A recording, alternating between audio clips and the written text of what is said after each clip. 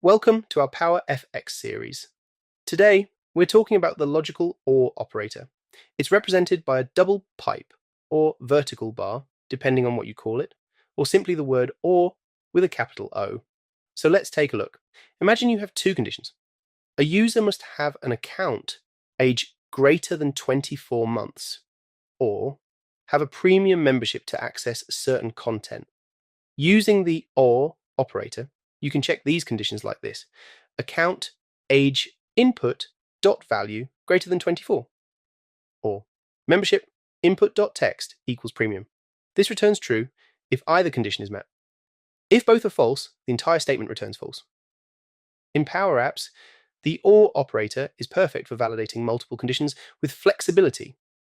For example, if a form should be submitted when either a name or an email is provided, you could use exclamation mark is blank, open parenthesis, name input dot text, close parenthesis, double pipe, exclamation mark is blank, open parenthesis, email input dot text, close parenthesis. This ensures the form submission happens as long as at least one field is filled out. Now, over in Copilot Studio, let's say you're building an agent. We will use simple variables as an example, but you can replace these with what you're working with. In this example, we will pretend we have user logged in and user has guest access as variables.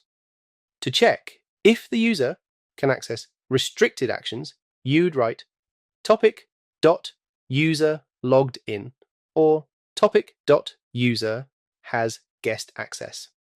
This allows access if the user is logged in or has guest access, ensuring more flexibility in permissions. And that's the power of the OR operator.